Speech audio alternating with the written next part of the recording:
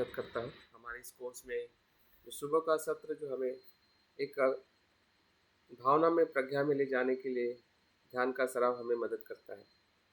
और जैसे हमने विषय की पसंदगी की और जिस विषय का हम अभ्यास कर रहे हैं, तो इस विषय को समझने के लिए हमें तीनों प्रकार की प्रज्ञा का हमें इस्तेमाल करना है, या तीनों स्तर पर इस विषय को हमें समझने का, जानने का प्रयास करना है। तो हमें ध्यान से सुनना है जिससे हम श्रुत में प्रज्ञा का सही तरीके से विकास कर सकें। अभी सुनते तो हम सभी हैं, लेकिन जागृति से सुनना और जागृति से पढ़ना, ये श्रुत में प्रज्ञा का सबसे बड़ा लक्षण है। कि जैसे हम सुनते हैं तो वो सुनने के बाद हम उस शब्दों को पकड़ के नहीं रखते, छोड़ते हैं, उसको बोलते हैं श्रुत में प्रज्ञा। क्योंकि शब्दों को हम पकड़ के रखेंगे तो हम मन के भीतर नहीं जा पाएंगे। मन के भीतर दूसरी प्रकार की जो प्रज्ञा है, चिंतन में प्रज्ञा को समझने के लिए हमें शब्दों को छोड़ते रहना पड़ेगा। जो सुना है उतना ही उसका अर्थ नहीं है, उसके बहुत सारे अर्थ हैं।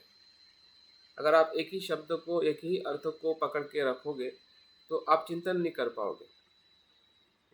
तो चिंतन के लिए आपके उस शब्दों को, सुने हुए शब्दों पे हमें आधार लेना है, लेकिन उस पर डिपेंड नहीं रहना है। उसके और सारे पहलू हैं। जब हम सत्काय दृष्टि की बात करते हैं, अनात्म की बात करते हैं, पंचस्कंद की बात करते हैं, या बुद्ध की किसी भी शिक्षा को जब हम सुनते हैं तो बहुत ही सावधानी से सुनते हुए उसके पर जाने का प्रयास करना है। उसको छोड़ते हुए चिंतन में प्रज्ञा के भीतर उसके साथ हमारा अनुभव क्या है, शब्द के दूसरे पहलू क्या है, सकारात्मक क्या, नकारात्मक क्या है, क्या वो अनित्य है या नित्य है, सुखदायक है या दुखदायक है। तो ऐसे बहुत सारे सवाल जवाब करके उसको हमने परख के चिंतन में प्रज्ञा के भीतर हमें प्रवेश करना है। और उसी के साथ जैसे जैसे हम चिंतन में प्रज्ञा का आस्वाद लेते हैं, हम सक्षम होने लगते हैं अपने वैचारिक स्तर पर, तो वैसे वैसे भावना के स्तर पर हमारा मन खुलने लगता है। भावना के मन से जैसे वो ग्रहण करने लगता है। जैसे हम वैचारिक दृष्टि से जब चिंतन करते हैं कि अनित्य है, और स्पष्ट हो जाते हैं, क्योंकि हम चीज़ों को जैसा है वैसा देखने का चिंतन के क्षमता में हम प्रयास करते हैं कि चीज़ें बदलती रहती है, कोई नित्य नहीं है। इतना बड़ा पहाड़ हो, पृथ्वी हो, या दिखने वाली चीज़ें जैसी कि वैसी दिखती हो, लेकिन वो वैसी नहीं होती है। उसमें हमेशा सूक्ष्म स्तर पे कोई बदलाव बहुत ही धीमे गति से चलता है, कोई बदलाव बहुत ही फास्ट चलता है, कोई बदलाव दिखने वाला होता है, कोई बदलाव नहीं दिखने वाला होता है। लेकिन बदलाव नहीं होता ऐसा बिल्कुल नहीं है। जब आपके विचार को स्पष्ट हो जाता है तो भावनाओं में भी आपको सहजता से अनुभव होने लगता है कि अस्तित्व का जो सम्यक और संपूर्ण दर्शन है वो अनित्य और अनात्म और दुख के लक्षण के आधार पर ही उसका धर्म है। और वही धर्म, वही अस्तित्व हमें उससे मुक्त करने के लिए मदद करता है। क्योंकि हमारी मुक्तता जो है, हमारे जो विमुक्ति जो है, वो संसार के अस्तित्व को यथार्थ में समझने में ही है। क्योंकि जैसे हम अनित्य देखते हैं वैसे हमें फिर उससे पर जो सत्य है वो दिखने लगता है। जैसे हम दुख देखते हैं तो दुख से पर दिखने लगता है। जैसे हम अनात्म देखते हैं तो अनात्म के पर दिखने लगता है कि उसके बाद का अस्तित्व क्या है। लेकिन अगर हम संसार के अस्तित्व को ही देख नहीं पाएंगे तो संसार के पर जो अस्तित्व है, जिसे हम निर्वाण और विमुक्ति कहते हैं, असंस्कारिकता कहते हैं, तो वहाँ तक हमारा अनुभव नहीं जा पाएगा। और इसलिए आज जो हम ध्यान करने जा रहे हैं, तो संसारिक जो अस्तित्व जो है, जिसे हम पंचस्कंद कहते हैं, अभी तक हमने पंचस्कंद के साथ जो आत्मा दृष्टि है, मिथ्या दृष्टि है, सत्काय दृष्टि है, वो कैसे मैं के साथ में चिपकी हुई है, या हम उस मैं के साथ में चिपके हैं। हम हमेशा मैं का इस्तेमाल करते हैं, लेकिन मैं की धारणा को हम समझ नहीं पाते कि मैं है या नहीं है। इस द्वंद्व में रहते हैं। एक तो एक मैं को हम ऐसा मानते हैं कि है, जिसे मेरा मैं कहते हैं। दूसरा कहते हैं कि मैं नहीं है। जब हम बुद्ध की शिक्षा को लेते हैं तो हम बुद्ध की शिक्षा को लेकर हमेशा उच्छेदवाद में जाते हैं, क्योंकि वहाँ पे नहीं है इस अर्थ से बताया जाता है। लेकिन बुद्ध का नहीं है ये अर्थ जो है वो उच्छेदवाद का नहीं है। अगर आत्मा है, शाश्वतवाद है, तो बुद्ध कहते हैं वो अनात्मा है। आत्मा नहीं है तो हमें लगता है कि बुद्ध उच्छेदवाद की बात कर रहे हैं, लेकिन उच्छेदवाद बुद्ध वहाँ पे बात नहीं कर रहे हैं। हमें ऐसा लगता है क्योंकि हम आत्मा को शाश्वत देखते हैं कि वो नित्य होता है। हाँ, तो अनात्मा जो है वो बिल्कुल नहीं होता है, आत्मा नहीं होता है, मैं नहीं होता है, ऐसा हमें समझ में आता है जब बुद्ध के शब्दों को हम सुनते हैं। लेकिन बुद्ध वो बताना नहीं चाहते हैं कि मैं नहीं है। मैं की परिभाषा वो मध्यम मार्ग में कहते हैं, मैं ना इधर है ना उधर है, मैं है ही नहीं, है भी नहीं और नहीं भी नहीं, तो क्या मैं क्या है, हो रहा है, मध्य में है, वो प्रोसेसिंग है। हाँ? बहुत सारे चीज़ों के साथ वो मैं जो है, जिसको मैं मेरा कहता हूँ, वो ना है या बिल्कुल नहीं है, ऐसा नहीं है। मैं की जो परिभाषा है, उसको जानने के लिए ये पंचस्कंद का जो चिंतन है, ध्यान है, वो हमें दोनों द्वंद्व से ऊपर उठाएगा। जो हमारा द्वंद्व है, शाश्वत और उच्छेद, यही सब हमारी दुख की जड़ है। हम हर सुने हुए शब्द को, धर्म को, या जो भी हमें अनुभव होते रहते हैं, संसार के सभी घटनाओं को हम इसी दृष्टि से देखते हैं। और बुद्ध कहते हैं ये मूर्ख की दृष्टि है, अपरिपक्व लोगों की दृष्टि है, जो इस प्रकार से अस्तित्व को, घटनाओं को और जीवन को देखते हैं, शाश्वत में या उच्छेद में। तो आज का ध्यान हमें मध्यम मार्ग में जो बुद्ध ने सही अर्थ से मैं की नई परिभाषा की है, यथार्थ परिभाषा की है। हाँ? मैं का जो अस्तित्व है, बुद्ध ने सही अर्थ से देखा है। उसके अलावा जिन्होंने भी मैं को जाना है, समझा है, वो अपरिपक्व बुद्धि है, उनका जो मन है अस्थिर रहा है। और उसके कारण जो उन्होंने मैं को देखा, तो एक तो शाश्वत देखा या तो उच्छेद में चले गए। बुद्ध का मन बहुत ही स्थिर, शुद्ध और एकाग्र करके, पूरी उनकी पारमिताओं का आधार लेकर, शुद्ध चित्त से उन्होंने जैसे जैसे देखा, तो मैं तो दिखने लगा। जैसे मैं हम शाश्वत में भी, उच्छेद में भी देखते हैं, उनको भी मैं दिखा। लेकिन मैं कैसे दिखा? होते हुए देखा, बदलते हुए देखा, अपने स्वतंत्र अस्तित्व में नहीं देखा। बहुत सारी चीज़ों से मैं का अस्तित्व होता है। 5 स्कंदों के साथ में मैं का अस्तित्व होता है। मैं अपने आप में स्वतंत्र नहीं है। तो इस प्रकार से जब हम अपने पंचस्कंद को देखते हैं, तो अपने आप पंचस्कंद के प्रति क्या हो जाता है, विराग उत्पन्न होता है। और वही विराग, वैराग्य जिसे कहते हैं, अनासक्ति में, अनासक्ति फिर विमुक्ति में परिवर्तित होती है, जिसे हम यथार्थ दर्शन कहते हैं। यथार्थ दर्शन मतलब जैसा है वैसा अस्तित्व को देखने का प्रयास करना, वही सम्यक दृष्टि है। और सम्यक दृष्टि को अभ्यास करने के लिए बुद्ध ने जो शिक्षा दी है, उनकी पहली शिक्षा से ही अंतिम शिक्षा तक,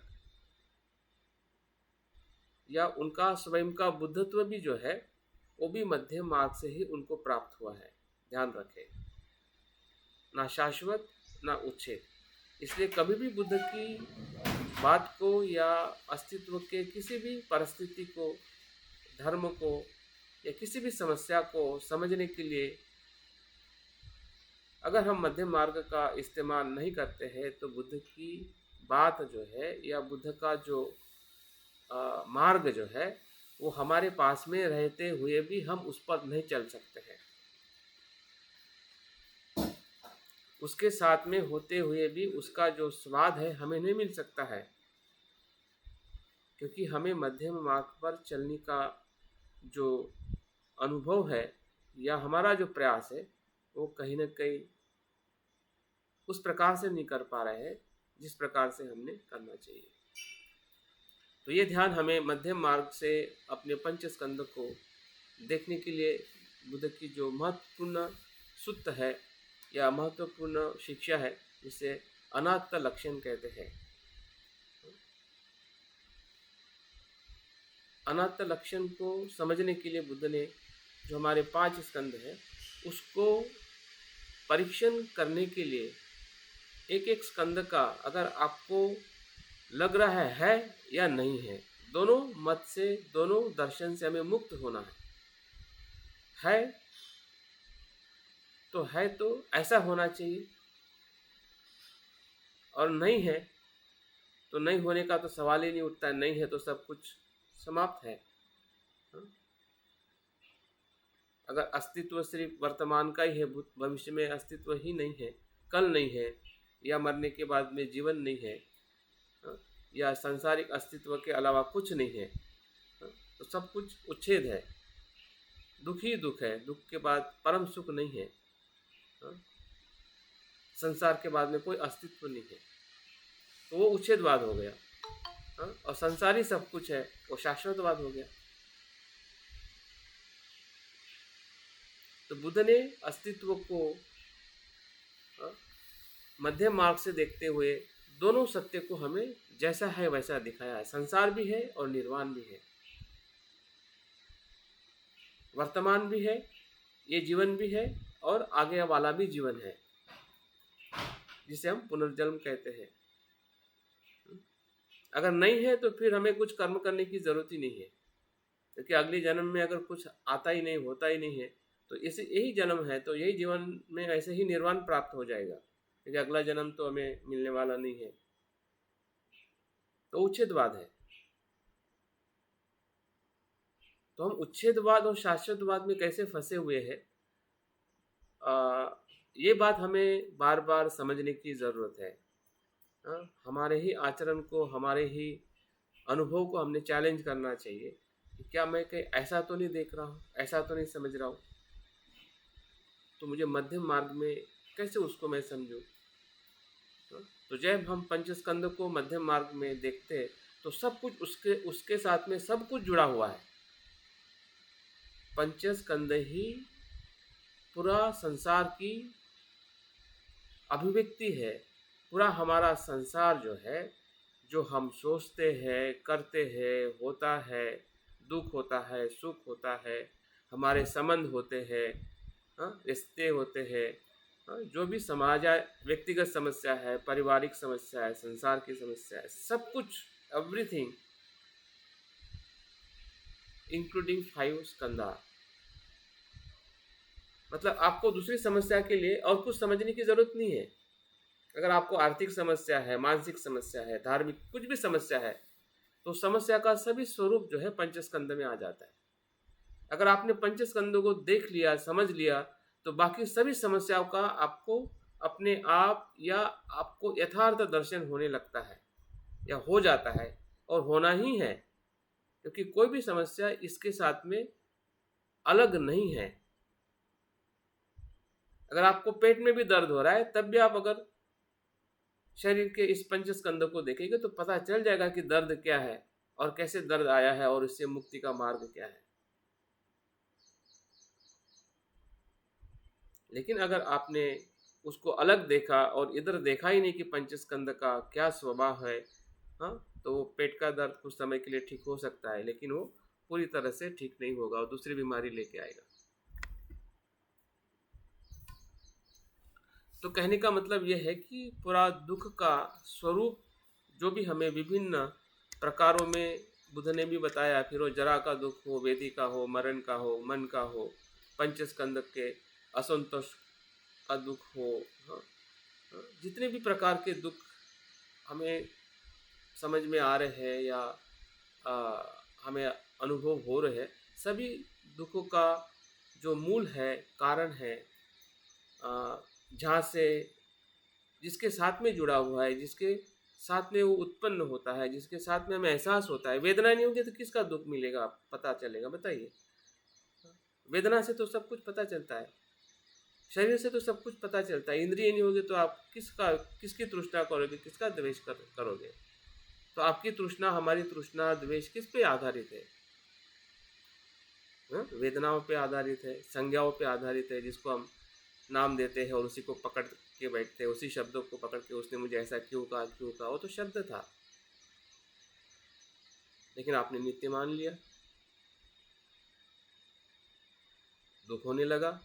इंसान नहीं है फिर भी वो शब्द से हमें दुख हो रहा है, क्योंकि संस्कारों में वो कहीं ना कहीं धारणा बना दी है, पकड़ लिया है। और उसी प्रकार से हमारा विज्ञान एक्ट और रिएक्ट होते रहता है, उथल पुथल होती रहती है। वो उसी प्रकार से जानता है, और वही जानना फिर कुशल हो, अकुशल हो, कर्म हो, ध्यान के अनुभव हो, सब कुछ उसी के इर्द गिर्द है, उसी के भीतर है, उसी के साथ में है और उसी के द्वारा है। वही उसी के साथ है, उसी के अंदर है और उसी के द्वारा सब कुछ अभिव्यक्त होता है, जिसे हम अपने पूरे जीवन का जो भी स्वरूप हम देख रहे हैं, अपना खुद का और संसार के सभी मनुष्य का। ऐसा नहीं कि आपका ही है, सभी के साथ ऐसा ही है। सभी अस्तित्व इसी के साथ में, पंचस्कंद के साथ में ही पैदा होता है, जीता है, और पंचस्कंद का ही विघटन होता है, जिसे हम मृत्यु कहते हैं।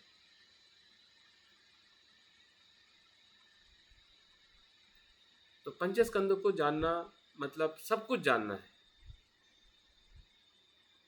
क्योंकि सब कुछ उसी के भीतर है, जिसे हम ब्रह्मांड या पूरा विश्व कहते हैं, या उसमें होने वाली सभी कुछ क्रिया, प्रतिक्रिया, द्वंद्व, सभी द्वंद्व उसी में ही है। जिस द्वंद्व से हम परेशान हैं, दुखी है। तो इस प्रकार से पंचस्कंद का जो ध्यान जो है, ये हमारे लिए एक प्रकार से दोनों प्रकार का इसमें लाभ मिलेगा। एक, जो हमारा दुख क्या है, वो भी पता चलेगा। एक ही ध्यान में दो दो दो फायदे हैं, ऐसा हम कह सकते हैं। और बुद्ध की शिक्षा में एक ही के साथ दो फायदे होते हैं, और इसलिए दो फायदे होते हैं क्योंकि वो अनात्म के साथ में अस्तित्व है।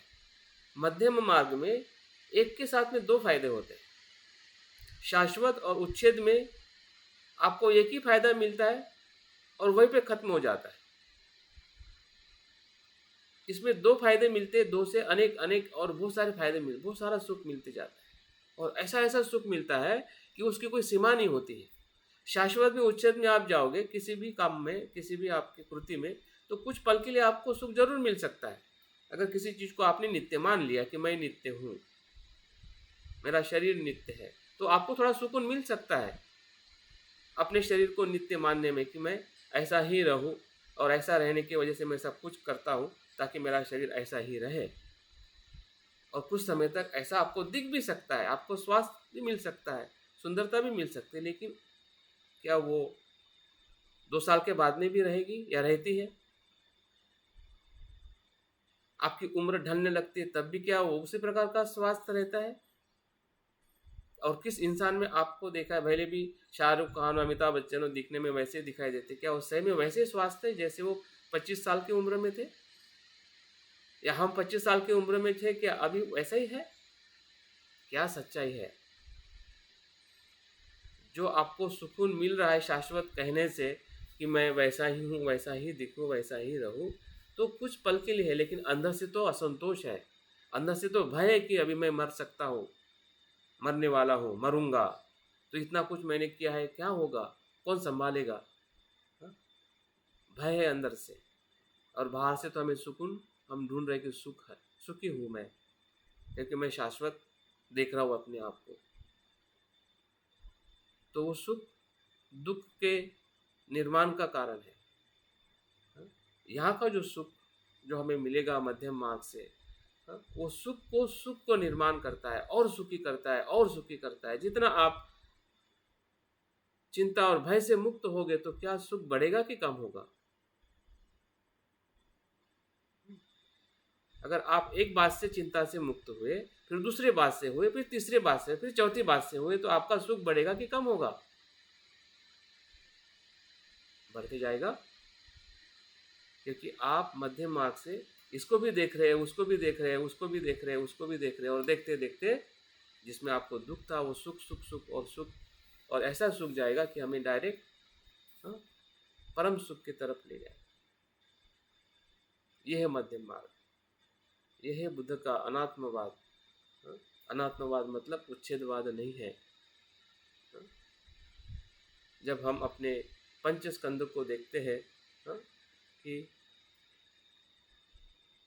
मैं हूँ या मैं नहीं हूँ, इन दोनों भाव से हमें मुक्त होना है। मैं हो रहा हूँ, मैं हूँ एक दृष्टि है, और मैं नहीं हूँ एक दृष्टि है, जिसको बुद्ध ने मूर्ख की दृष्टि कहा है, असम्यक दृष्टि कहा है। लेकिन जब मैं को या स्वयं को हम हो रहे हैं, होने की प्रक्रिया में है, प्रतीति समुत्पन्न है, किसी मेल के साथ में मेरा होना है, स्वतंत्र नहीं है। फिर मेरे विचार हो, मेरी वेदना हो, या मेरी सोच हो, सब कुछ है, ऐसा नहीं कि कुछ नहीं है। हमें जब लगता है कि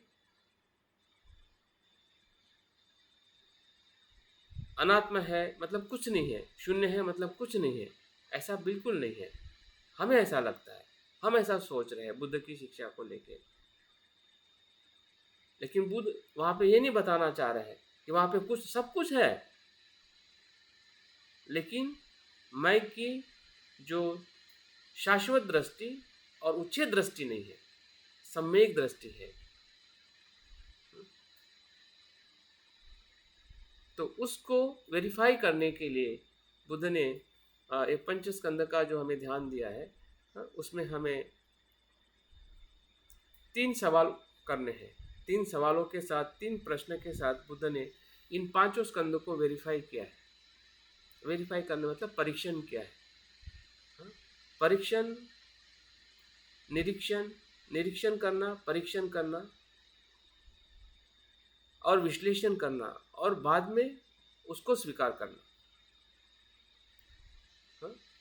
निरीक्षण करना कि वो क्या है, फिर उसका परीक्षण करना कि क्या वो वैसे ही है, प्रश्न सवाल करके, और फिर बाद में विश्लेषण करना कि वो ये नहीं है, वो ये है, और बाद में उसका स्वीकार करना। तो इस प्रकार से पूरी प्रोसेस बुद्ध ने भिक्षुओं को या हमें बताई है कि हमने पंच स्कंदों को, एक एक स्कंदों को 3 प्रकार का सवाल करना चाहिए, और उस सवालों में जो बाहर निकल रहा है, जो अनुभव या उसकी जो जानकारी आ रही है, उस जानकारी के साथ हमें आगे जाना है। जैसे कि पहला सवाल, जब हम रूप स्कंद को देखते हैं, वो कहाँ है, क्या है? तो रूप स्कंद मतलब पूरा हमारा शरीर, जिसमें 4 एलिमेंट है, वो आपको देखते आना चाहिए और देखने का प्रयास करना चाहिए। सिर्फ मान लेने से नहीं कि मैं, मेरा शरीर है। ऐसा मानोगे तो दृष्टि एक तो शाश्वतवाद बनेगी या उच्छेदवाद बनेगी। मध्यम मार्ग की कभी नहीं बन सकती है। मध्यम मार्ग चिंतन से आगे जाता है। आप चिंतन नहीं करोगे, आप रूप को मानोगे कि हाँ मैं जानता हूं कि रूप अनित्य है, उसने मानने से वो रूप अनित्य अनात्मा नहीं दिखेगा। आपको रूप को भली भांति देखना पड़ेगा, एक एक स्कंदों को। जैसे कि वैज्ञानिक या डॉक्टर या जो शोधक होता है, शोध करने वाला, वो बहुत ही गहराई में देखता है उस विषय को, जिस विषय की उसको खोज करनी है। तो ये तो हमारा विषय पूरे जीवन मरण का है। यही जिंदगी, यही मृत्यु है, यही भय है और यही उद्देश्य है। इसमें हमारा भय है, इसमें हम जी रहे हैं और उसी को जानना है कि यथार्थ में वो क्या है। ये सबसे बड़ा हमारा प्रयास है, इसको हम सम्यक प्रयत्न कहते हैं। और इस प्रयास को हमने भली भांति बार बार करना है, समझना है, जानना है। भले फिर हम ध्यान के समय हो या ध्यान के बाद में भी हम अपने अपने शरीर को या रूप स्कंदों को पहचानना सीखना चाहिए। क्या है रूप और रूप स्कंद? जब हम स्कंद की बात करते हैं तो वहां पे रूप अपने आप शाश्वत उच्छेदवाद से समाप्त हो जाता है। रूप रूप तभी होता है कि जब रूप में चार घटक आते हैं। रूप अपने आप नहीं बनता है, जिसको आप शरीर कहते हैं। शरीर मतलब कोई आत्मा नहीं है। अगर आत्मा होता तो उसमें एक ही घटक होता। वो सिंगल होने से ही नित्य चीज हो सकती है। जो सिंगल नहीं है वो नित्य हो ही नहीं सकती है। और जब हम स्कंद की बात करते हैं तो चारों स्कंदों से रूप स्कंद बनता है।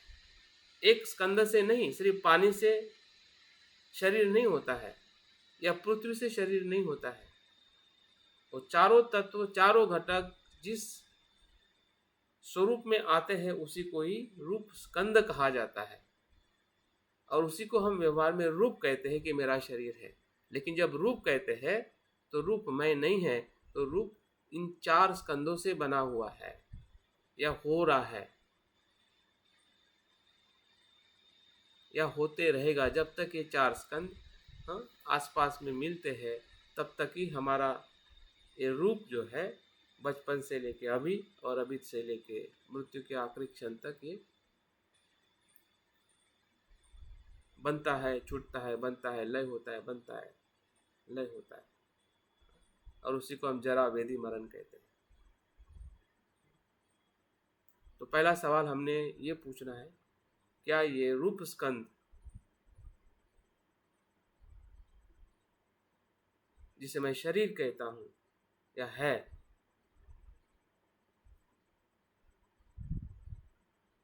क्या ये नित्य है? ये पहला सवाल, आत्मावादी सवाल कि ये नित्य है, क्या ये नित्य है? तो बुद्ध कहते हैं कि अगर वो नित्य है, ऐसा हमें कहीं दिखाई देता है, तो फिर से एक सवाल उठाना चाहिए, तो मैं सुखी क्यों नहीं हूँ? मेरा शरीर ऐसा ही क्यों नहीं रहता है जो युवानी में था? मेरे शरीर में मृत्यु क्यों आएगा, क्यों आता है, क्यों मैं मरने वाला हूँ? अगर वो नित्य है तो उसका परिणाम क्या है? परिणाम ये है, अगर कोई भी चीज़ नित्य है तो कहीं वो ना बिगड़ती है। जैसे आकाश है, आकाश नित्य है, वो अपने आप में असीम है। तो क्या ऐसा कुछ इस शरीर में है, अंदर इन पांच चार स्कंदों में या बाहर? तो वो धारणा अपने आप टूटने लगती है। अगर आप सवाल पूछोगे नहीं और जवाब आप सुनोगे नहीं, आपको ही पूछना है और आपको ही सुनना है, वो शरीर ही बताएगा। आप उसको पूछोगे कि मैं ऐसा नहीं हूं, तो वो ऐसा नहीं है, तो आप क्यों मान रहे हैं कि वो ऐसा है? तो वैसे ही मानो जैसा वो है। अगर वो होता तो सुख होता, अगर वो नित्य होता रूप तो सुख होता। कभी हमारे शरीर में दुख नहीं होता।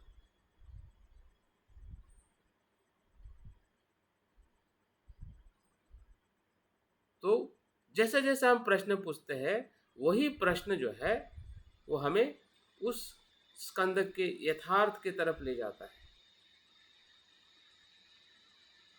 और वही यथार्थता जो है वो हमें ऐसे दर्शन में ले जाती है, हाँ, हमें समझ में आने लगता है कि ये सही में अनित्य है, वो सही में आत्मा नहीं है, अनात्म है। और पंच स्कंद या रूप स्कंद अगर सुख है तो दुख क्यों आता है? अगर दुख आ रहा है या आने वाला है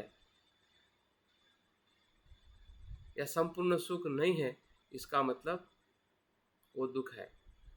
उस दुख में मैं कैसे रह सकता हूँ? मुझे तो सुख की तलाश है। तो रूप स्कंद के प्रति जो हमारा विराग है, राग है, लोभ है, वो अपने आप ढीले होने लगता है।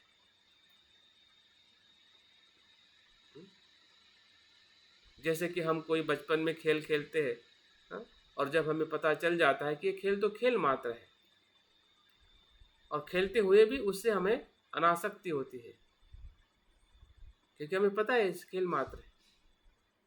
इसके लिए झगड़ा करना, इसके लिए पकड़ के रखना, या उसके प्रति जो बचपन में जो हमारी दृष्टि है, वो दृष्टि से उस खेल को हम नहीं देखते हैं, क्योंकि हमें पता है कि वो बचपन की दृष्टि है। अभी मैं समझदार हूँ, तो ये समझदारी है, ये प्रज्ञा है जो बुद्ध ने देखी है, और उसी प्रज्ञा से हमें समझाया है कि हमें पंचस्कंदों को, एक एक स्कंदों को कैसे देखना है।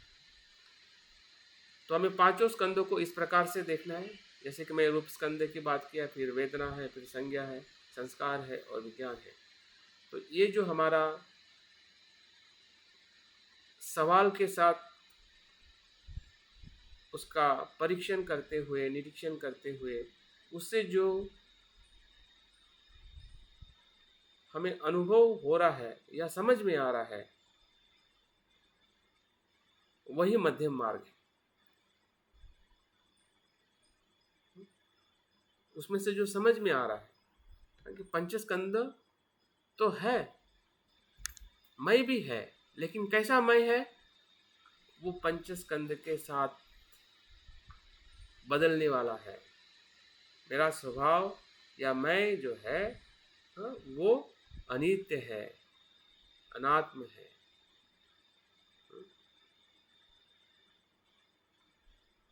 अनासक्त है, आसक्त वाला मैं नहीं है। आसक्त वाला होगा तो शाश्वत या उच्छेद में जाएगा। तो हमारे पंचस्कंदों को हमें यथार्थ में देखने का नाम या प्रक्रिया ही पंचस्कंद का अनात्म ध्यान है, जो अभी हम करने के लिए आगे आते हैं, प्रयास करते हैं, देखते हैं कि हमारे पंचस्कंदों को हमने सम्यक दृष्टि से या अनात्म दृष्टि से, जैसे बुद्ध ने देखा और वो निर्वाण या संबोधि को प्राप्त हुए। जैसा हमने कल देखा था कि ये ग्रह का जो बनाने वाला ग्रहकार है, वो कर्म है। जिस कर्म में आसक्ति है, अज्ञान है, उसी से कर्म, ये पंचस्कंद निर्माण होता है। तो उसी को हमें जानना है कि क्या वो नित्य है या अनित्य है, आत्मा है अनात्मा, दुखी है या सुखी है, सुख है या दुख है, आसक्ति है या अनासक्ति। तो इस प्रकार से जब उसको वेरीफाई हम करेंगे, तो बुद्ध के उसी ही अनुभव के तरफ हम जा सकते हैं, और हमें भी कहीं ना कहीं वो अनुभव का एक स्वाद मिल सकता है, जिसे हम विमुक्ति या वैराग्य या निर्वाण का अनुभव कहते हैं। तो अपने बैठक को ठीक कर लीजिए, अभी हम ध्यान के तरफ आगे बढ़ते हैं।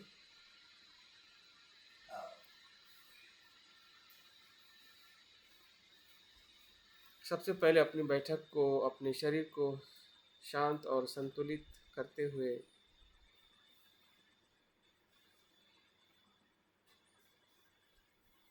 सुखद ऐसी बैठक सुनिश्चित करें कि जिसमें तनाव नहीं है, दर्द नहीं है, स्थिरता है, क्योंकि आपकी शरीर की स्थिरता ही आपके मन के स्थिरता को निर्माण करती है।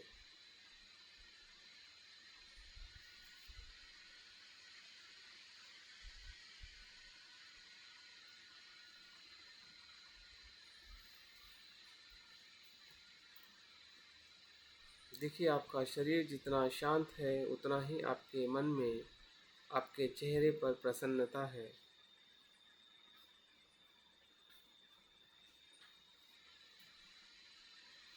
आपकी प्रसन्नता ही धीरे धीरे आपके मन के भीतर ध्यान का छंद, ध्यान करने की इच्छा आपके मन में निर्माण हो रही है और गहरी हो रही है।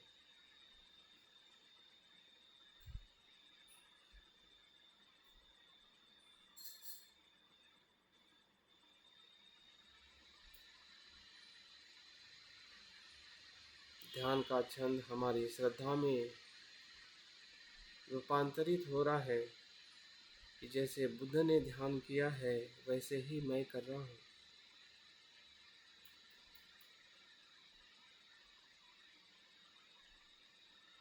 यहाँ पे जो मैं है ना शाश्वत है ना उच्छेदवाद का है। यहाँ पे हम मैं इस्तेमाल जो कर रहे हैं ये मध्यम मार्ग का मैं है।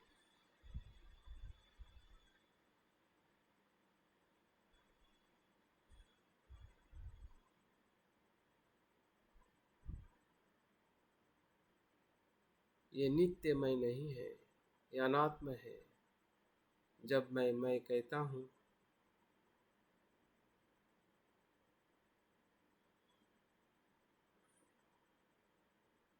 कि मैं कर रहा हूँ,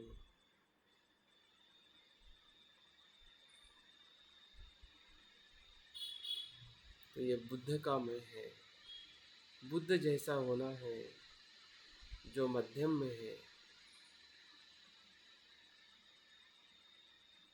जो शाश्वत और उच्छेदवाद के दृष्टि से मुक्त है।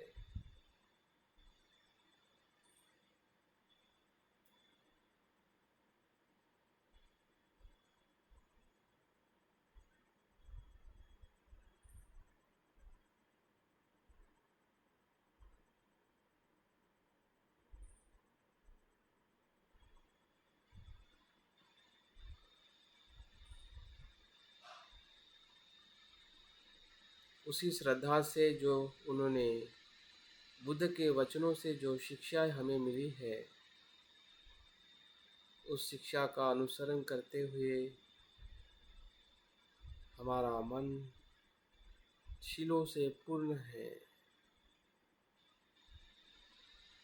काया का, फिर काया की शुद्धि हो, वाचा की शुद्धि हो या मन की।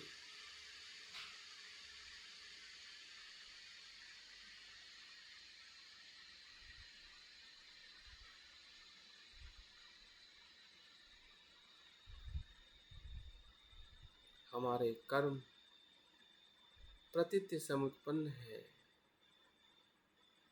इसमें भी वो मैं नहीं है जिसे हम अहंकार का मैं कहते हैं।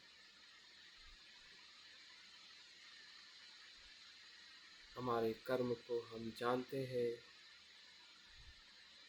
कि हेतु प्रत्यय से ही मेरे कर्म पूर्ण होते हैं।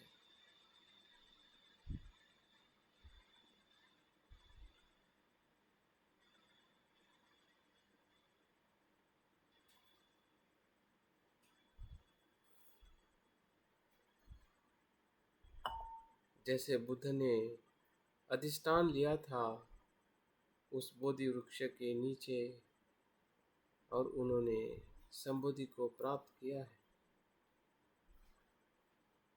वैसे मैं भी संकल्प करूं, अधिष्ठान लूं, ये समय सिर्फ ध्यान के लिए मैं प्रयास करूं। मन में आने वाले जो भी विकार है, भटकाव है,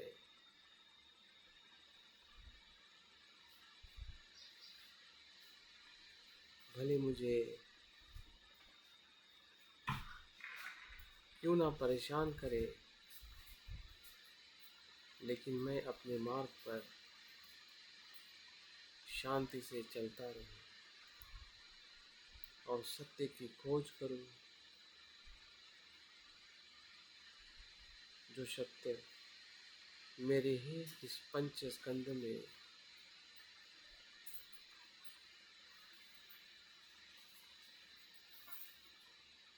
अस्तित्व में है।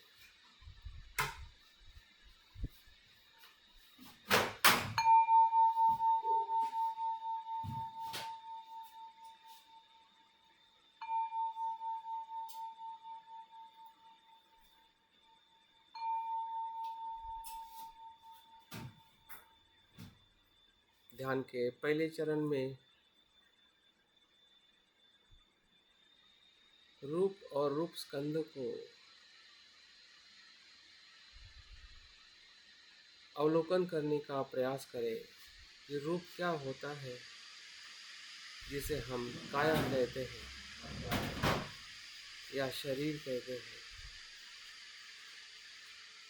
जो बाहर से हमें शरीर दिखाई देता है, हमारे चेहरे से लेकर सर से लेकर पाँव तक जो हमारा शरीर का आकार है,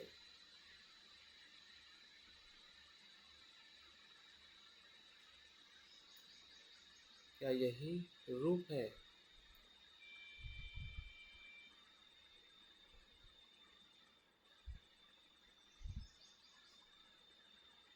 जो आकार हमारे बचपन से बदलते गया है। जब हम छोटे थे, माँ के गर्भ में थे तो आकार अलग था। बाहर आए, बालक रहे, थोड़े और बड़े हुए और बड़े हुए, युवा हुए,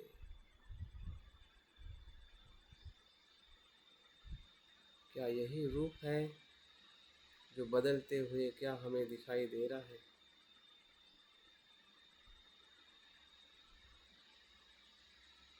ये रूप और गहराई में अवलोकन करें। जो बाहर से हमें दिखाई दे रहा है या समझ में आ रहा है, उतना ही पर्याप्त नहीं है। बुद्ध कहते हैं कि रूप 4 स्कंदों से बना है। फिर हो हमारा मस्तिष्क हो, आँख हो, नाक हो, चमड़ी हो या भीतर के सभी अंग हो, सब कुछ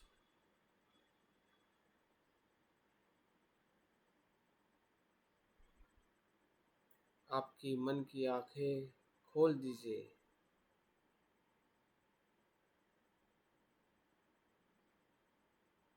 और देखने का प्रयास करिए।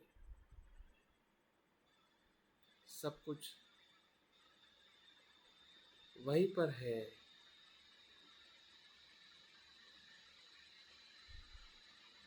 जो रूप स्कंद में हमें दिखाई दे रहा है। ढूंढिए एक एक स्कंद को शरीर में किस स्वरूप में विराजमान है, अस्तित्व में है। बुद्ध कहते हैं उनके वचन को ध्यान से सुने।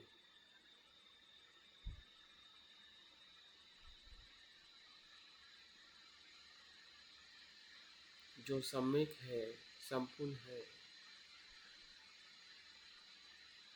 यथार्थ दृष्टि देने वाला है।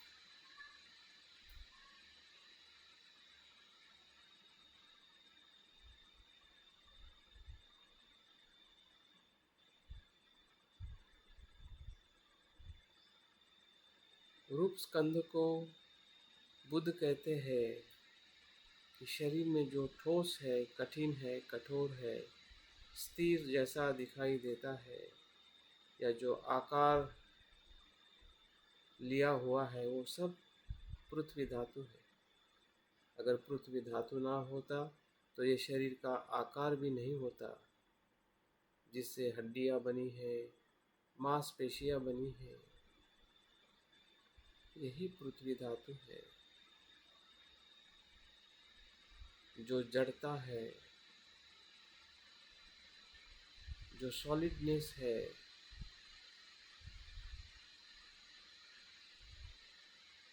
यही पृथ्वी धातु है। क्या हम देख पा रहे हैं? तभी हमारी मिथ्या दृष्टि, सत्काय दृष्टि, आत्मा दृष्टि टूट सकती है। अगर नहीं देखोगे तो दृष्टि नहीं टूटेगी। जैसे कि हम आंखें बंद करके देख नहीं सकते हैं, आंखें खोलने से ही दिखाई देता है।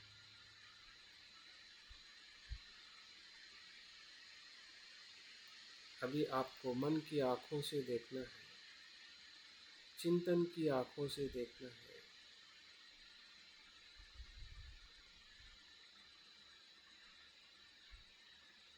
तर्क बुद्धि से देखना है। क्या है, क्यों है, कैसे है, किस स्वरूप में है, जिसे हम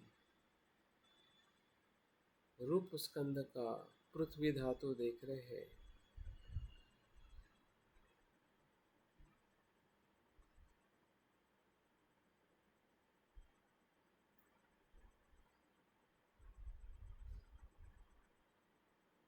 वैसे ही आप धातु देखिए, शरीर में जो तरलता है, रक्त है, पित्त है, आंसू है, मूत्र है, ये सभी उसी के ही तत्व है।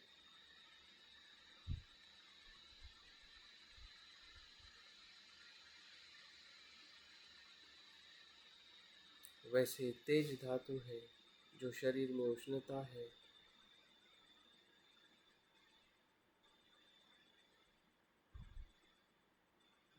और वायु धातु है, जो गति देता है, गतिशीलता हमारे शरीर में, रक्त का प्रवाह हो या पेशियों का उत्पन्न लय होना हो, तो सब कुछ इसी वायु धातु से संभव है।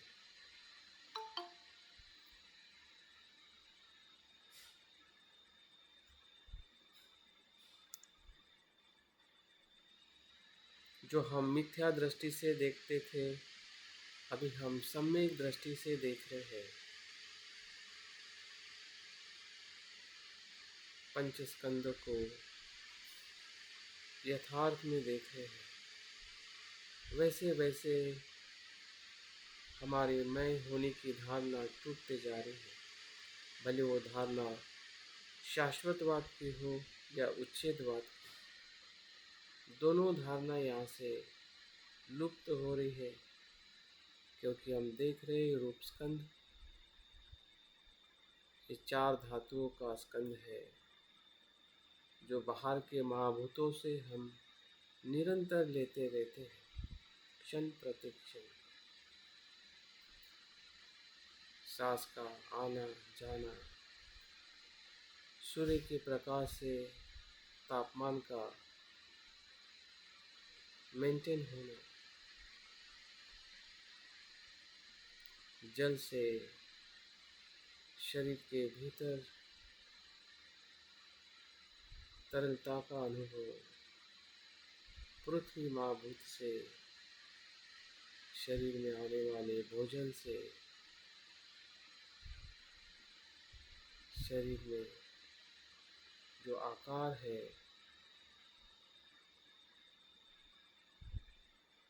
जड़ता है, उसका अनुभव, सब कुछ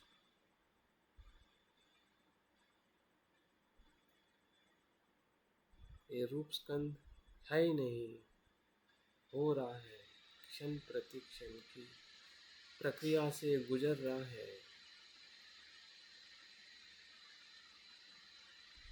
ना पृथ्वी धातु नित्य है, ना आप, ना तेज, ना वायु।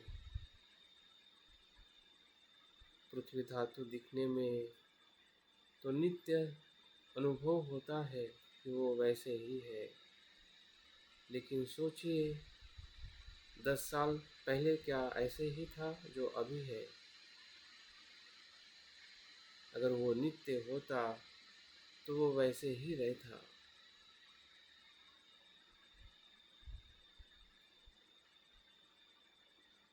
या अभी जैसा है वैसे ही कल और आगे रहेगा,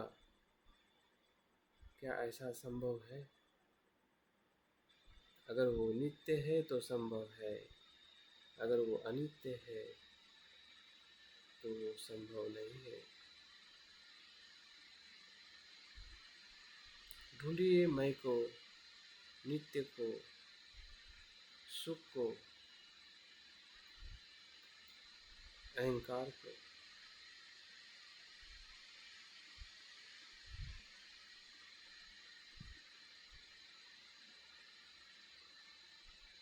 तो हमारी मैं की धारणा धीरे धीरे विलीन हो रही है और हम रूप स्कंद को जैसा है वैसा देख रहे हैं।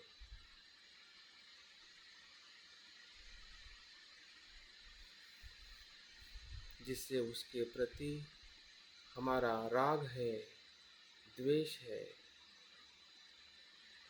भय है, चिंता है,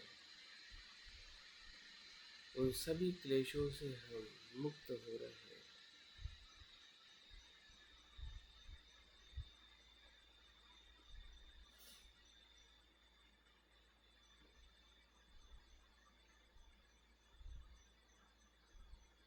थोड़ा भी क्यों ना हो, इसका हमें एहसास हो रहा है।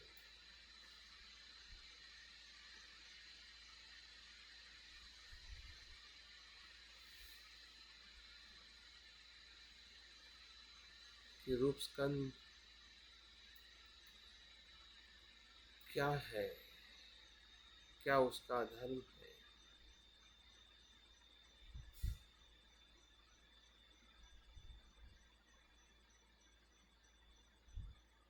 जिसे मैं कहता था, वो भ्रम है, अज्ञान है।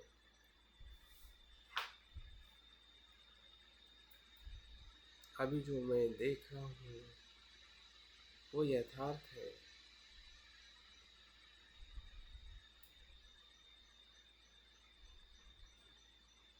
जिस रूप स्कंद से ना लोभ है ना द्वेष,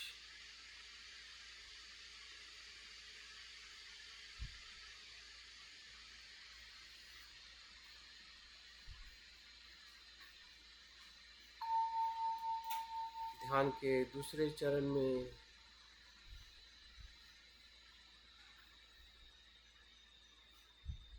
वेदना स्कंद को भी ऐसा ही देखे।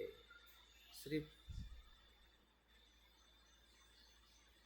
स्कंद बदल गया है, लेकिन वेदना स्कंद भी शरीर के साथ में ही जुड़ा हुआ है। क्योंकि सभी वेदनाएं 6 इंद्रियों के आधार पर स्पर्श होने से ही होती है।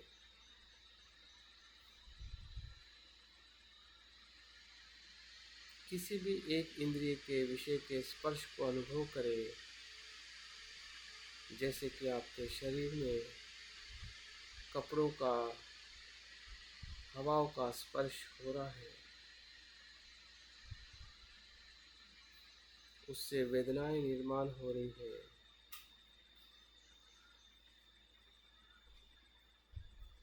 फिर वो सुखद हो सकता है या दुखद या तटस्थ। ये तीनों प्रकार की वेदनाएं क्षण प्रति क्षण होना ही वेदना स्कंद है।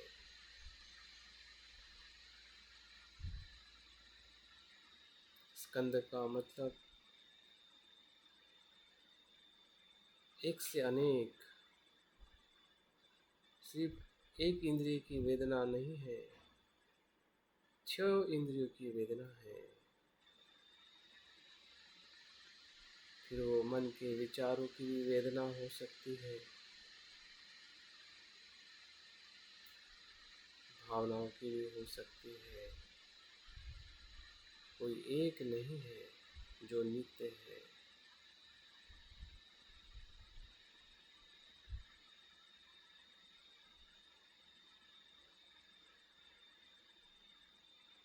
जैसे हमने रूप स्कंद का परीक्षण किया है और सवाल पूछा है कि यह नित्य है। अगर नित्य होती तो वेदना हमारे नियंत्रण में होती।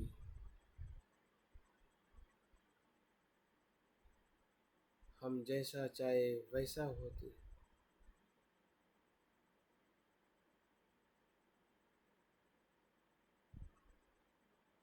क्या ऐसा हो रहा है?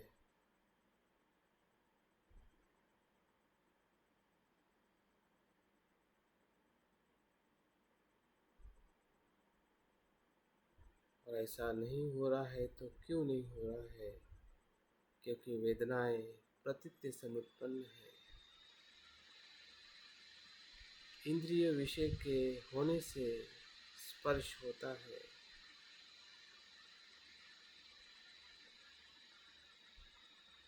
किसी मय के होने से नहीं।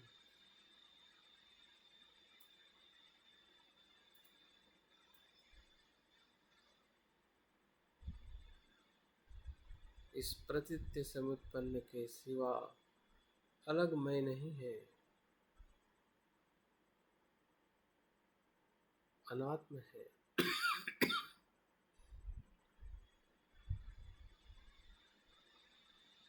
क्योंकि वो क्षण प्रतिक्षण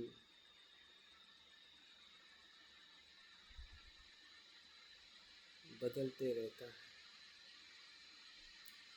बदलते रहता है इसका मतलब नष्ट होता है ऐसा नहीं, और दूसरे अनुभव को निर्माण करता है। ना शाश्वत है ना उच्छेद, सब कुछ मध्यम में है।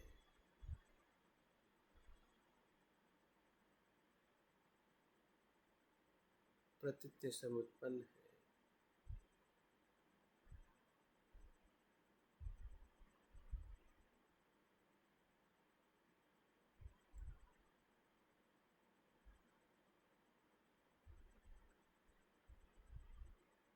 इन वेदनाओं के होने के भ्रम के प्रति भी हम सजग हो रहे हैं।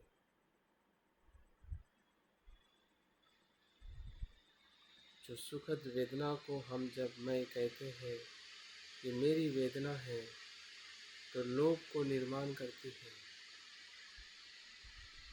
जब दुखद वेदना को हम मेरी वेदना कहते हैं तो द्वेष निर्माण होता है।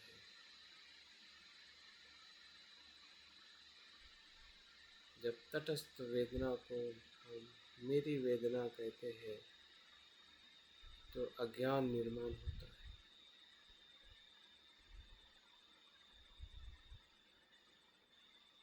लेकिन जब आप वेदना को प्रतीत समुत्पन्न देखते हैं तो लोभ द्वेष या अज्ञान निर्माण होता है। तो सब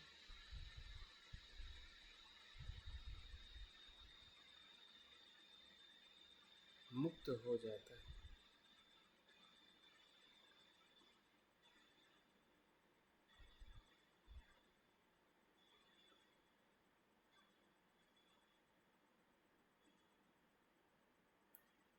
बुद्ध की शिक्षा, बुद्ध का मार्ग एक ही समय में दो लाभ हमें दिलाता है।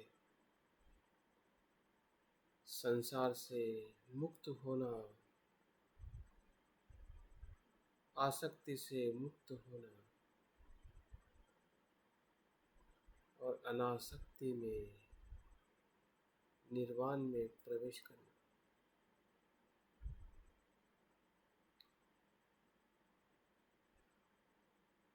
एक ही समय दो घटना घटित होती है।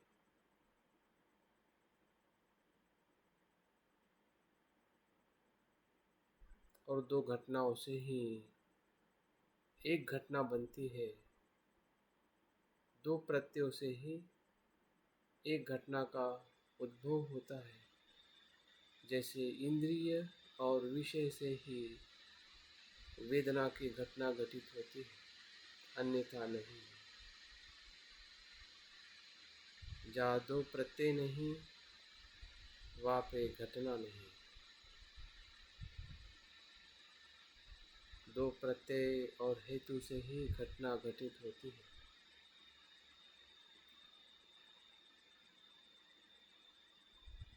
इसलिए उसे स्कंद कहते हैं।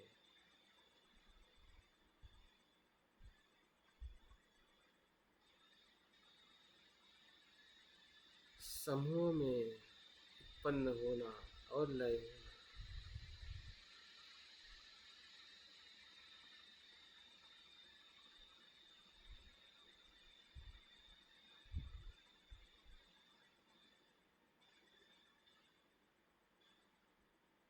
इसकी समझ हमें धीरे धीरे आ रही है, क्योंकि हम उसका अवलोकन कर रहे हैं वेदना स्कंद का। ना वो मैं हूँ, ना मेरा है, ना वो मेरी आत्मा है।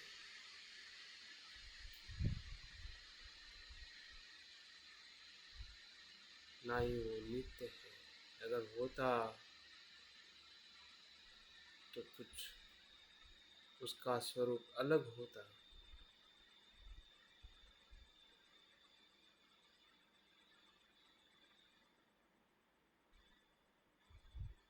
उसका स्वरूप तो अनित्य है, यथार्थ में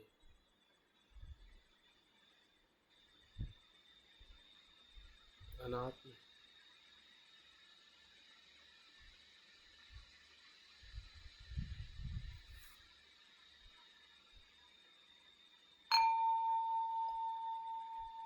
वैसे ही संज्ञा और संज्ञा स्कंद को देखें। जो भी शब्द है, नाम है, संबोधन है, वो सभी संज्ञाएं हैं। लेकिन संज्ञाओं भी स्कंद से बनती है, अपने आप नहीं, स्वतंत्र नहीं। संज्ञाओं का निर्माण वेदनाओं के कारण ही संभव है। वेदना नहीं तो संज्ञा भी नहीं।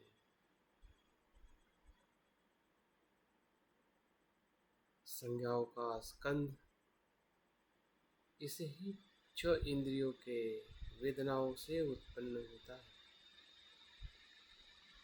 जो वेदनाएं उत्पन्न होती है 6 इंद्रियों से, उसी वेदनाओं को हम संबोधित नाम देते हैं, विचार उत्पन्न होता है, वही संज्ञा है।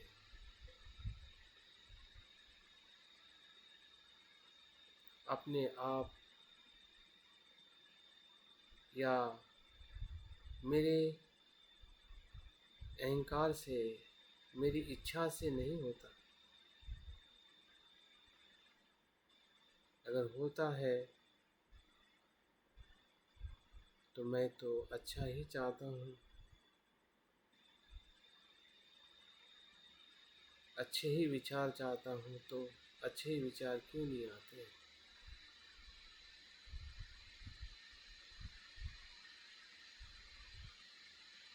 अगर संज्ञा नित्य होती या आत्मा होती,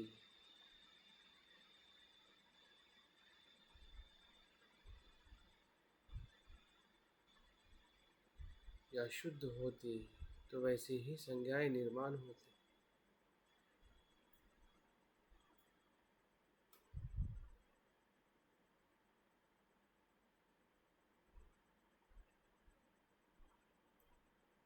लेकिन संज्ञाएं तो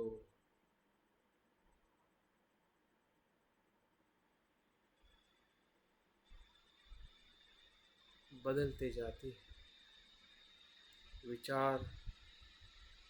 विचारों से जो हमें बोध होता है, वो भी बदलते जाता है।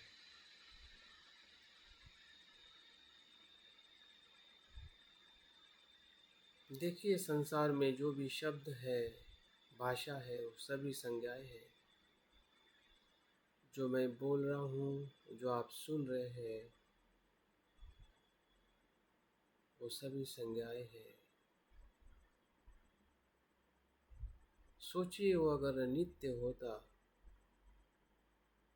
तो जो मैं शब्द बोल रहा हूँ वो वहीं तक रुक जाता, उससे आगे उसका बदलाव संभव नहीं है। अगर वो हो रहा है तो संज्ञाएं नित्य नहीं अनित्य है।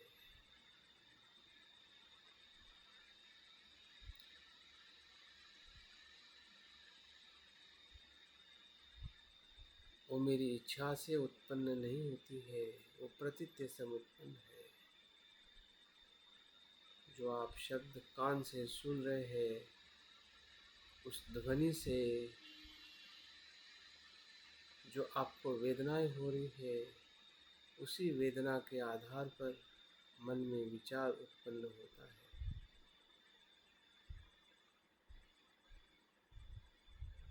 वही संज्ञाएं है। और एक क्षण प्रति क्षण 6 इंद्रियों के माध्यम से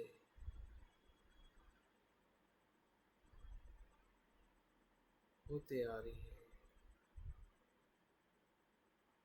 नहीं कि मेरी इच्छा से, नहीं कि मेरे अहंकार से।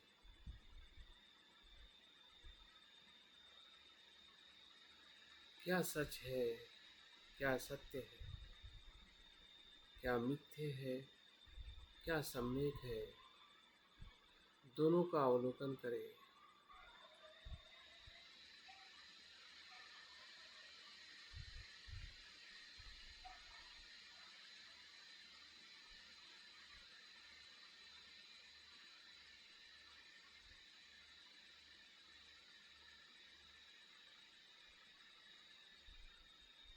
ये मैं कहना भी एक प्रकार की संज्ञा है। ये शब्द मात्र है जिसे हम नाम देते हैं कि मेरा नाम ये है, ये मेरा घर है, मेरी पत्नी है, मेरे बच्चे हैं, एक धन है।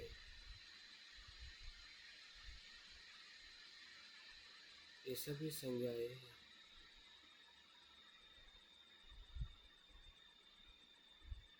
क्या अगर ये नित्य होती तो सब कुछ सुख ही सुख होता, या मेरी इच्छा पर निर्भर होती तो सब कुछ मेरे नियंत्रण में होता।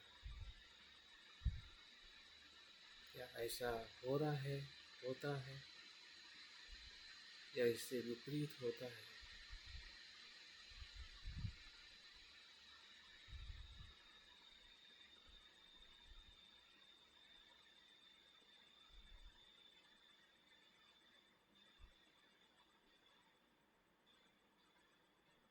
जो विपरीत हो रहा है वही यथार्थ है, वही उसका धर्म है, अनित्य अनात्म।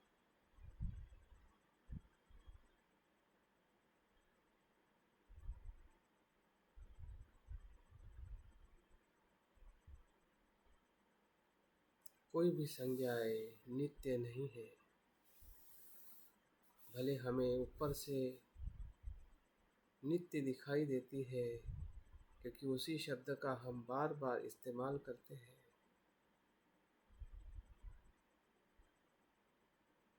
अपने मैं के लिए, नाम के लिए, इन सभी संसार के वस्तुओं के लिए।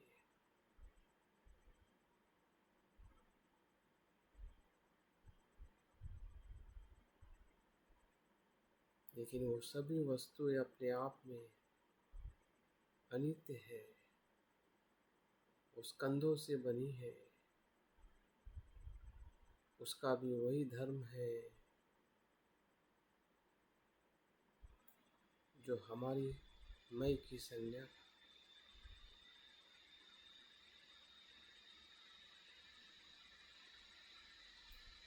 या विचारों का।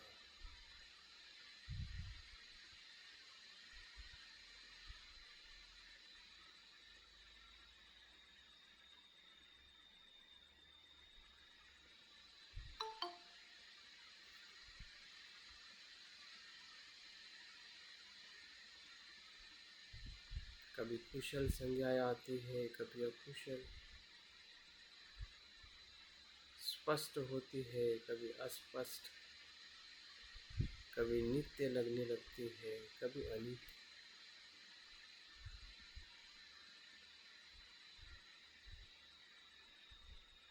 जो नित्य लगने लगती है, लेकिन उसको जब हम समीप से देखते हैं, ध्यान से देखते हैं,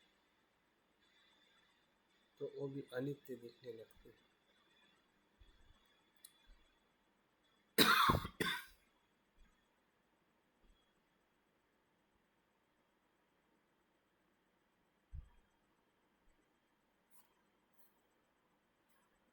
संज्ञा से आया हुआ जो हमारा ज्ञान है, वो भी इसी स्वरूप में आता है।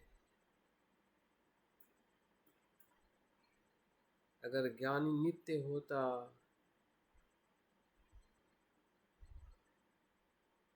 जो हमें बोध हो रहा है संज्ञाओं से, तो हम सुखी होते, दुखी नहीं।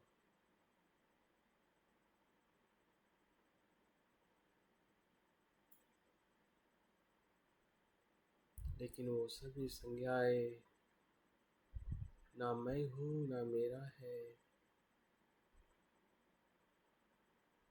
ना वो मेरे आत्मा और नित्य है।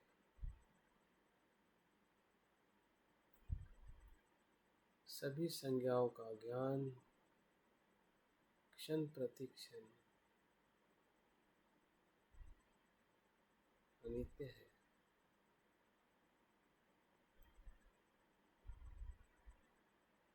प्रतीत्य समुत्पन्न है।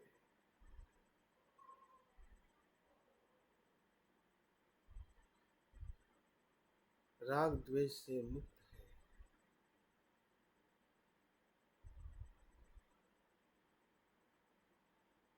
हमारे नासमझी के कारण उनके प्रति, शब्दों के प्रति, धारणाओं के प्रति हमें लोभ और द्वेष उत्पन्न होता है। ये मेरा धर्म है, ये मेरी मान्यता है। लेकिन यथार्थ में ऐसा कुछ नहीं है। जब उसको हम यथार्थ में देखते हैं, सभी संज्ञाएं प्रतीत्य समुत्पन्न है।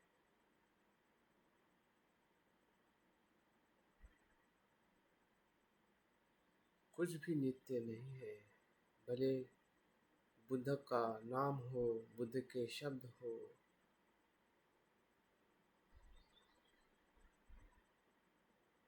या संसार की सभी वस्तु मात्रा हो, जिसे हम संज्ञा में संबोधित करते हैं, जैसे पृथ्वी, सूरज, तारे, ब्रह्मांड, ये सब कुछ संज्ञा ही संज्ञा है।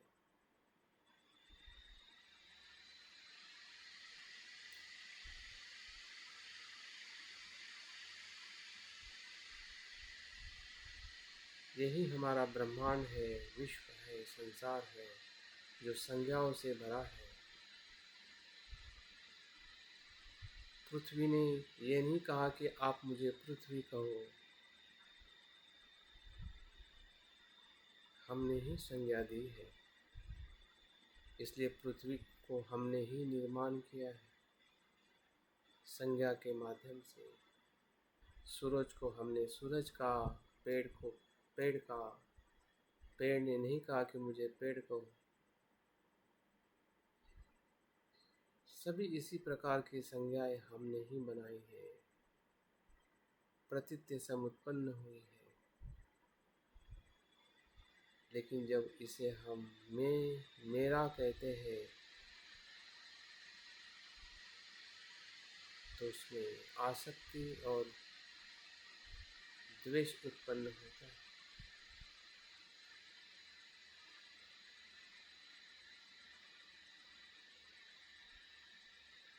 लेकिन यथार्थ में देखते हैं, ये सभी संज्ञाएं नाम मात्र है।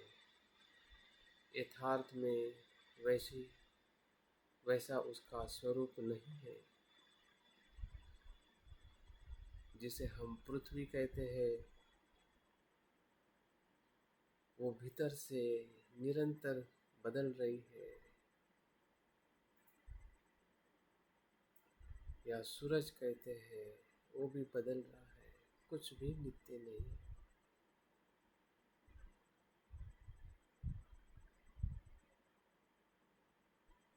यह हमारा नाम हो, हमारे रिश्ते हो, हमारे विचार हो, सब कुछ।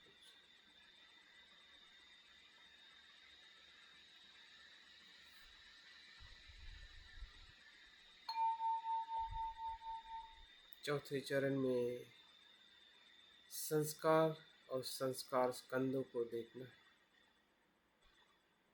ये संस्कार भी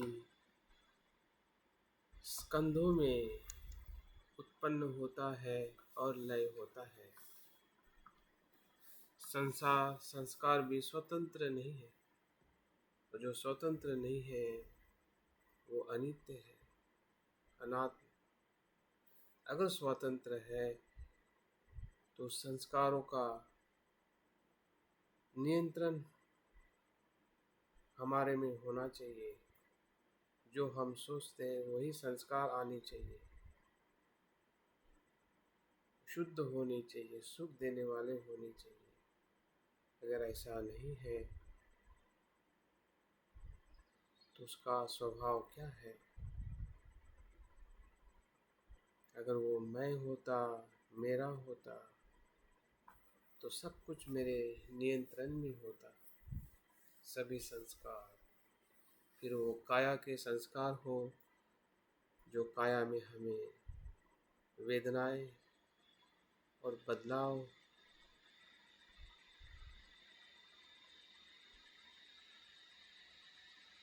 या कर्म किए हुए सब कुछ कुशल होते, सुख देने वाले होते। वाणी के संस्कार, मन के संस्कार।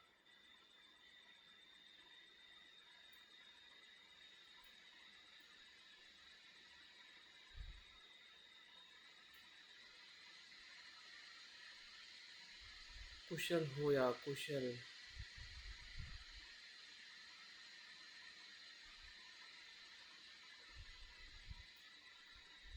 क्या वो मैं हूँ, मेरा है, या वो मेरी आत्मा है?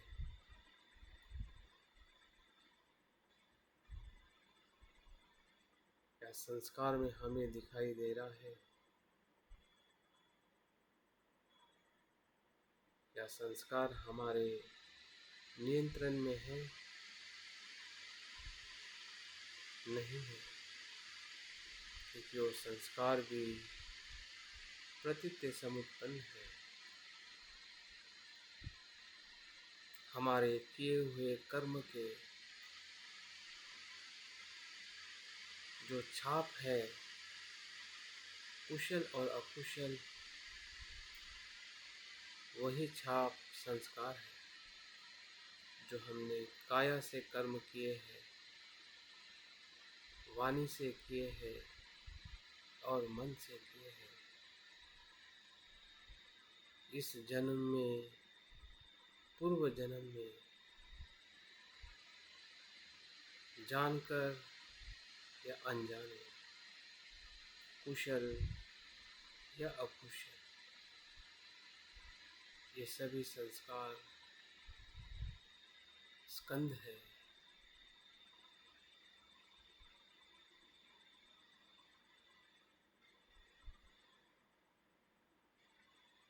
कोई भी संस्कार स्वतंत्र नहीं है, नित्य नहीं है। मेरी इच्छा से उत्पन्न नहीं होता।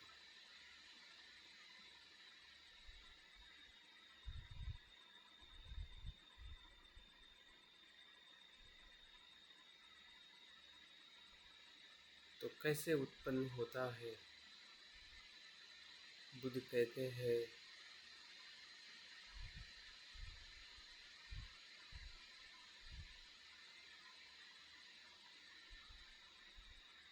ये संस्कार अज्ञान और तृष्णा से उत्पन्न होते हैं।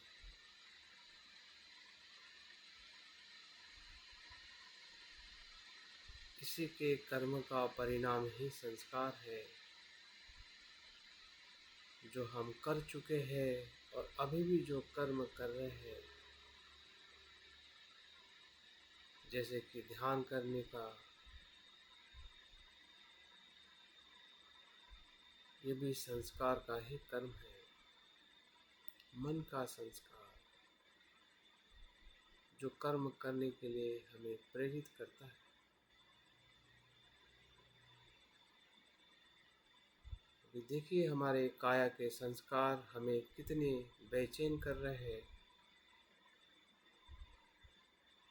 या हमें मदद कर रहे हैं। दोनों प्रकार के संस्कार हो सकते हैं, और उसी प्रकार से हमारी काया, वाचा और मन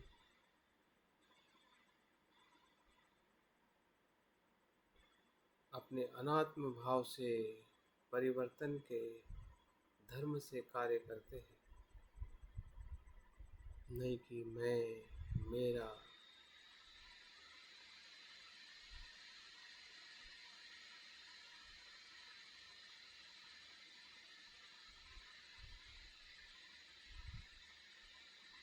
तो संस्कारों के प्रति भी हम सजग हो रहे हैं कि संस्कार प्रतीत्य समुत्पन्न है।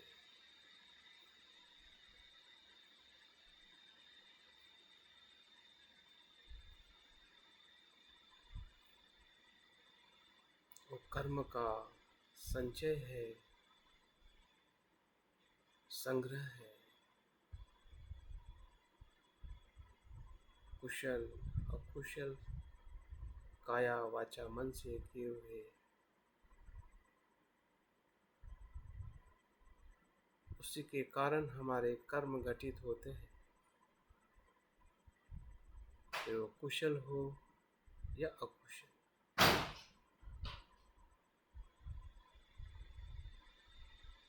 नहीं कि मैं से, नहीं कि आत्मा से। देखिए हमारी दृष्टि धीरे धीरे खुलते जा रही है, क्योंकि हम हर एक स्कंद को भीतर से देख रहे हैं।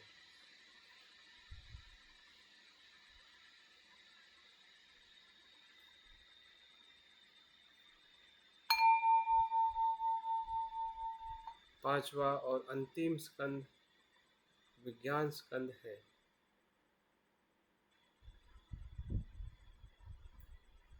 विज्ञान भी इसी 6 इंद्रियों के विषय के संपर्क से उत्पन्न होता है। क्षण प्रति क्षण जो विषय जिस इंद्रिय के समीप आता है, उसी प्रकार का विज्ञान उत्पन्न होता है। वो भी हमारी इच्छा से और आत्मा से नहीं होता। अगर होता तो सब कुछ कुशल, नियंत्रित और शुद्ध होता।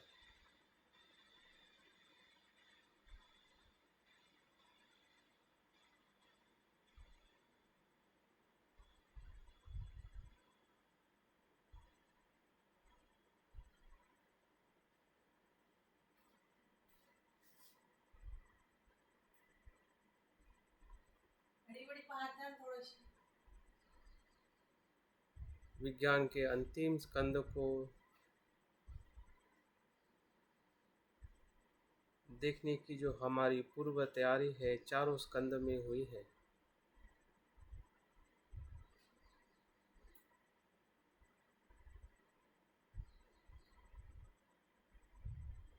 क्योंकि विज्ञान का आधार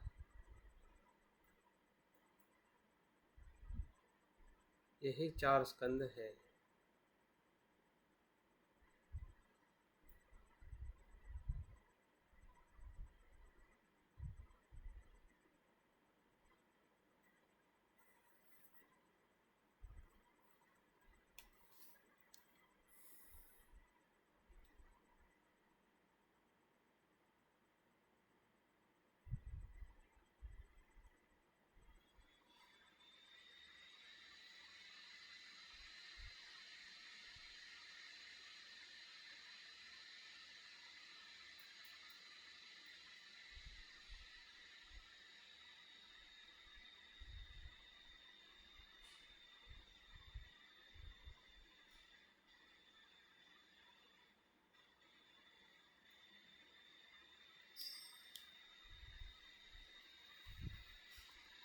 धीरे धीरे हम ध्यान को समाप्त करते हैं। बहुत बहुत साधुवाद। जय हिंद।